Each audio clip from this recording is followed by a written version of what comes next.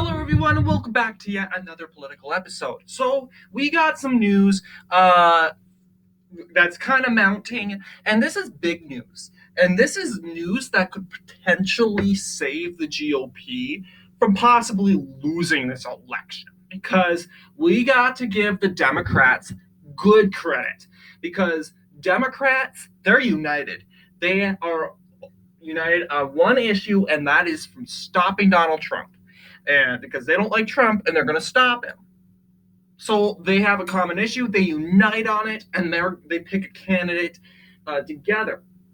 However, the Republican Party's not like that way. A lot of people think in the Republican Party that think that they're the better candidate, not the better candidate. They're the best, and that they can do the job better than the other person. And that's not the way that's not the way how to win. So Donald Trump is basically calling on all the candidates in the GOP primary in this election and primary races just to drop out and just let Trump take the lead. Although I am neutral when it comes to this. I don't know what I think about this, although it can work. It does work. It's worked many times. Because if you go to the 2022 Democrat primaries, you're going to see that there is a whole bunch of candidates. They go and dropped out. There is a whole bunch of candidates, and I was in tune with the Democrat primaries. More so, I was very interested in Amy Klobuchar. I'm like, Amy Klobuchar was pretty weak in the polls despite her strong electoral performance abroad. But you'll see that Barack Obama played a huge role in this whole election. He managed to call Pete Buttigieg, for instance, who won the Iowa caucus, and saying, "Hey, Pete, you're a good guy, but I think we need to let Joe do this. Joe, he's a senator for 40 years, big guy and all that." Pete Buttigieg didn't take offense on that. He knew.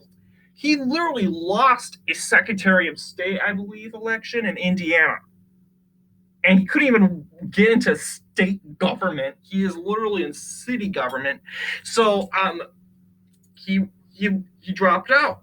Then Obama went and called Amy Klobuchar. "Hey, Amy, I know you're a very strong U.S. senator, great strong approval rating abroad in the state of Minnesota, but guess what? Hate to break it to you, but Joe, he's the vice president. He's up higher up there. So if you mind, could you step down?" And she does. And eventually, we get all the Democrat candidates. We get Elizabeth Warren. I believe Warren dropped out. Yeah, she drops out. Michael Bloomberg. Then he goes and calls Bernie Sanders. "Hey, Bernie, we gotta let him know. Bernie, you're kind of a controversial guy. I like what you stand for. Wink, wink. But we gotta let Joe do this. He is vice president. He's higher, more popular, well known. His name's known. Blah blah blah, etc., etc., etc. He's been in the Democratic Party for a very long time. I think he's the guy." "Okay," says Bernie. So he drops out. Eventually, Joe's the only one left. I believe was Kamala Harris in this whole race. I don't know. No, she wasn't. Wait, hang on. These are the candidates that drew out before the primaries.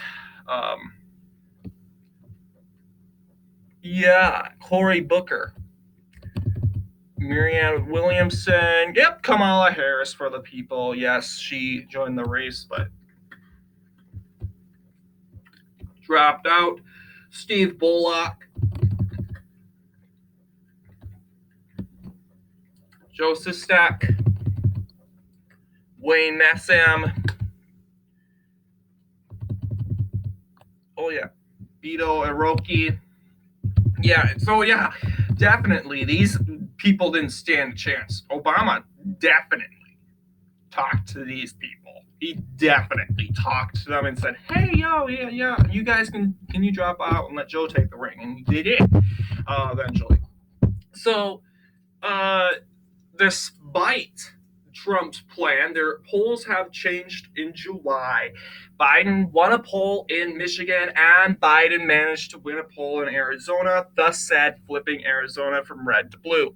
Thus said, Trump is still holding on to Pennsylvania. However, Pennsylvania is a critical race, a critical state. If Trump loses Pennsylvania, yeah, Biden wins.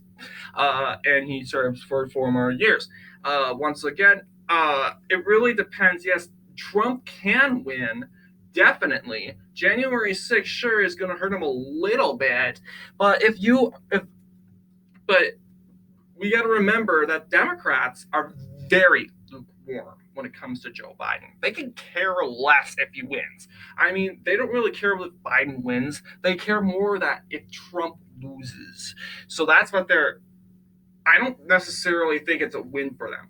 So yeah, there's some people that are like, "Oh, I hate Trump so much, I'm going to go vote for Biden, even though I don't like Biden, I'm going to vote for him." Or there's people are like, "I don't want to vote for Biden. It's just I don't like Biden. Biden's I don't know, whatever he is. I want to make fun. I don't want to be made fun of. Blah blah blah blah blah. I'm not going to vote for Biden. I'm not going to vote for anyone." So it could play out for that way.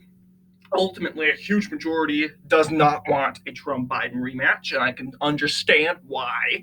Um, Although it would be so super historical, it would be very uncomfortable for the average American.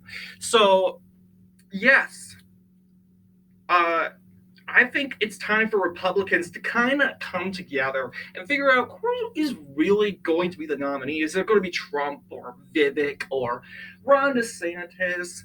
But they need to stop they need to start coming and making alliances and then coming together on finding issues. And then, yeah, Trump's already starting, which is he's smart on this one, guys.